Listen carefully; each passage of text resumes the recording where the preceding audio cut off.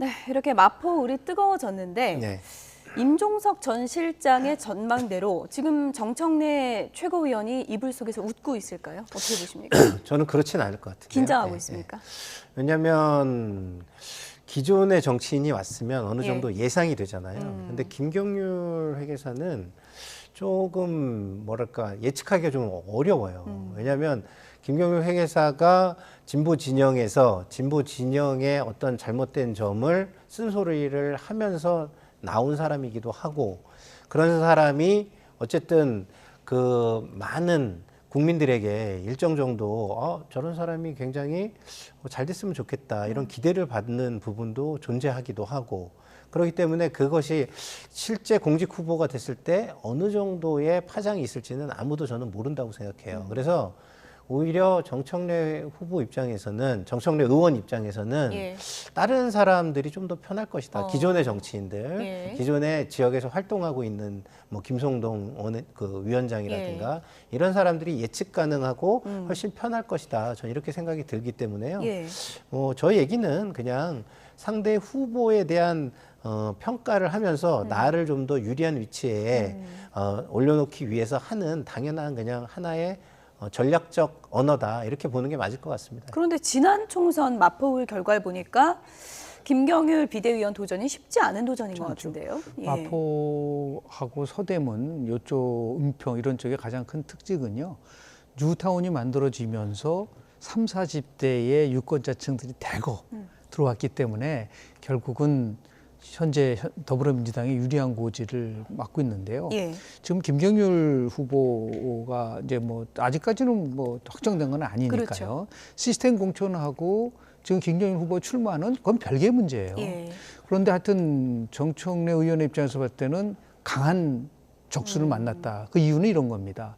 지금 통상적으로 선거 예측을 할 때 지역구예요. 예. 20, 30대 층과 40대, 50대 층과 60대, 70대 층으로 3분화돼 있습니다. 예. 그런데 정청래 의원이 그동안 20대, 30대와 40대, 50대를 장악을 했기 때문에 큰 차이가 났는데, 김경률 아마 이제 그 후보가 나온다고 한다면 2030 측에서의 크게 흔들릴 가능성이 굉장히 크다고 봅니다. 그렇군요. 예, 그러니까 2030 측에서 한동훈 비대위원장의 인기도 있을 뿐만 아니라 이 김경률 비대위원이 그동안 보여줬었던 바른 말도 하고 그리고 또 나가서 2030이 좋아할 수 있는 그런 캐릭터를 갖고 있기 때문에 이거는 상당히 박빙으로 갈 수밖에 없는 그런 의미에서 봤을 때 격전지가 될 수 있는 저는 겁니까? 굉장한 격전지가 될 거라고 보고요. 또 그렇습니까? 하나는 예. 뭐 96년도 총선에 대한 얘기를 해서 좀 죄송하지만 예. 기억을 잘 못하실 거예요.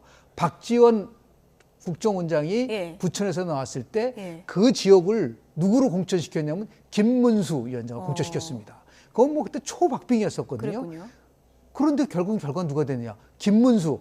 전혀 한 번도 선거에 나가지 않았던 부분들이 있었기 때문에 이게 특정한 지역에서의 프리미엄보다는 결국 인물 대결로 갈 수밖에 없는 그런 구도라고 한다면 저는 김경률 그 비대위원이 출마하는 것은 상당히 나름대로 자객공천이라는 말을 굉장히 많이 하는데 이거는 예. 고이즈미 일본 총리가 썼었던 말인데요. 예. 자객공천이 갖고 수 있는 나름대로 효과는 어느 정도 충분히 얻을 수 있는 그러한 선택이 아닌가 생각을 좀 하게 됩니다. 정청래 최고위원이 조금은 긴장을 해야 된다. 두 분 다 이렇게 얘기를 해주셨는데 이제 과정에 대한 얘기를 해보면 한동훈의 픽이다 이렇게 지금 네. 보여지고 있잖아요. 이건 어떻게 보십니까? 한동훈 픽이죠. 왜냐하면 그날 뭐가 있었냐면 공관위에서 공천 룰에 대한 발표가 있었어요. 예. 근데 대표가 가지고 공천 룰과 상관없이 이 사람이다라고 얘기를 해버린 꼴이 됐거든요. 그러면 공천관리위원회의 발표를 형해화시켜버린 듯한 이런 느낌을 줄 수밖에 없는 것입니다. 근데 이제 그 한동훈 비대위원장은 전략공천을 할 수 있는 결정권자의 위치에 있잖아요. 그러면은 충분히 몇몇 곳은 한동훈 장관이 찍어서 전략공천도 가능해요. 예. 그러면 차라리 공관이나 이런 데들과 다 좀 조율을 해서 조율을 해가지고 전략공천으로 아예 발표를 해버리지. 왜 이렇게 처음부터 좀 약간 어색한 상황을 만들어 버렸을까? 행사 날도 좀 소란스러웠다고 그렇죠. 그러죠. 예. 그러니까 그게 좀 조율을 한 다음에 했으면은 이게 쭉쭉 무슨 컨벤션 효과도 있게 내지는 뭐 이렇게 상승 효과도 있게 밴드 웨거닝도 있게 이렇게 갈 텐데 지금은 약간 브레이크가 걸린 듯한 느낌 이렇게 돼버렸잖아요. 그리고 한동훈 비대위원장에 대해서도 아유 역시 초보라 예. 조금 어설프네 좀 설리겠네 이런 느낌이 들게 했기 때문에 저는 한동훈 위원장이 좀 자신 있게 본인이 전략을 짜고 예. 전략 공천이면 그냥 딱그 전략 공천 하겠다. 공관이랑 예. 공관이랑 의논해서 전략 공천 뭐 그때 지정해 줘라 해가지고 저런 행사는 그 이후에 멋있게 해가지고 그 효과를 좀 일으키고 이렇게 하는 게 좋지 않을까 이런 생각이 예. 듭니다. 일부 언론 보니까 대통령실도 이번 방식에 대해서는 좀 우려를 표했다 이런 얘기도 들리더라고요. 조금 전에 말씀하신 것처럼 시스템 공천을 발표하고 나서 바로 출마를 확정짓는 듯한 예. 그런 얘기를 하다 보니까 일관성 이거는 좀 떨어지는 거 아니냐라는 부분들이 좀 있는 것 같아요. 그래서 제가 모두에 말씀드린 것처럼 지금 김경률 서울 마포을 그러니까 출마하겠다라는 것이지 확정진 것은 아니라고 해석을 할 수밖에 없는 거죠. 왜냐하면 예. 시스템 공천이라는 큰 틀을 유지하려고 한다면 이것만이 아니죠. 지금 박민식 전 장관도 지금 여의도 을에 지금 출마 선언을 했고 그리고 원희룡 전 장관도 지금 계약을, 이제 예.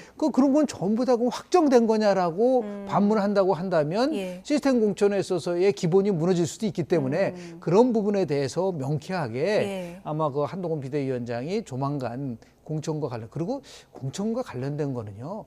공천관리위원장이 주도해야 됩니다. 그러니까 자꾸만 비대위원장이 모든 것을 다 주도한다면 대통령실이 그 공천을 관여하는 것도 잘못이고 그리고 이재명 민주당도 이재명 당대표가 다 이 공천을 해서 사천한다는 것도 문제가 된다고 한다면 그럼 공천관리위원장을 둘 이유가 뭐가 있는 거죠? 그렇군요. 그러니까 되도록이면 모든 공천과 관련된 거는 공천위원회에서 원칙과 기준과 그리고 거기에 맞는 평가가 저는 이루어지는 것이 예. 오히려 더 맞지 않을까라는 생각을 좀 하게 됩니다. 김경률 비대위원도 기자들의 질문에 우리 그 절차상의 모든 절차를 따를 것이다 이렇게 입장을 밝혔다는 걸 얘기 드리고요.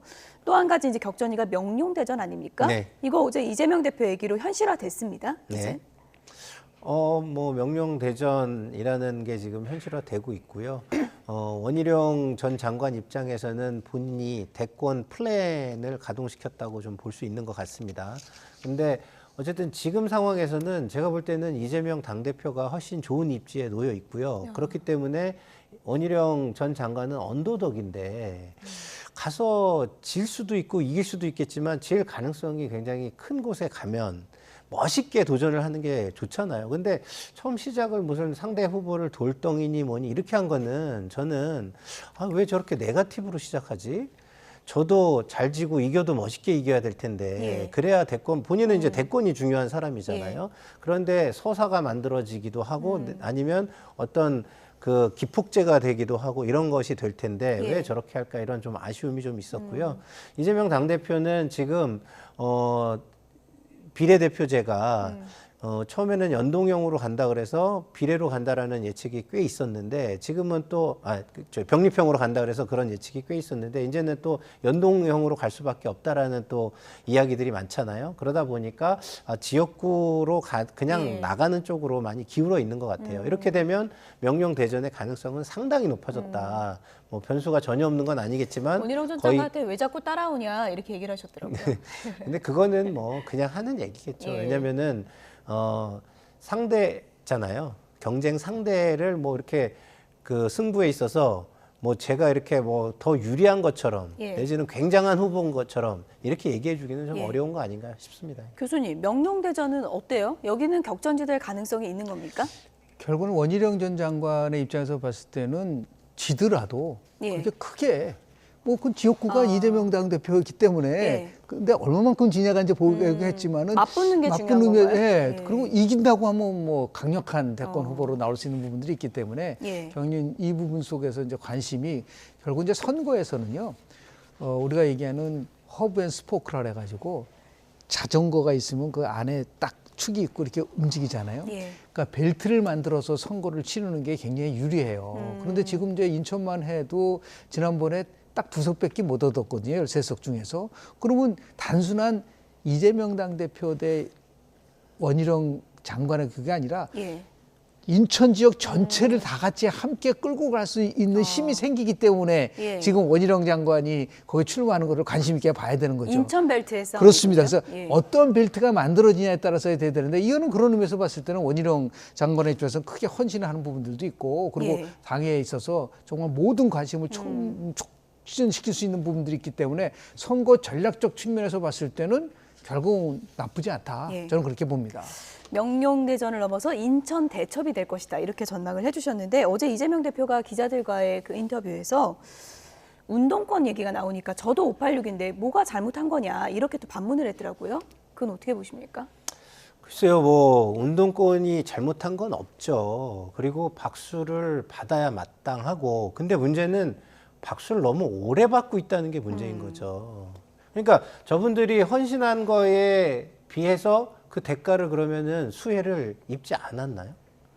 그 부분을 저는 얘기를 해야 된다고 봐요. 제가 그 민주당에 있으면서 어느 굉장히 운동권을 열심히 한 그 여성분의 밥집을 갔어요. 할머니인데 이런 얘기를 하시더라고요. 우리는 정말 시민 운동가로서 헌신만 했는데 저 친구들은 그래도 국회의원도 되고 뭐 이랬는데 아직까지도 밥집에 와서 하는 얘기는 우리가 그 체류탄과 땀에 젖은 빵을 먹을 때 쟤네는 무엇을 했느냐 그 얘기를 아직도 하고 있다는 거예요.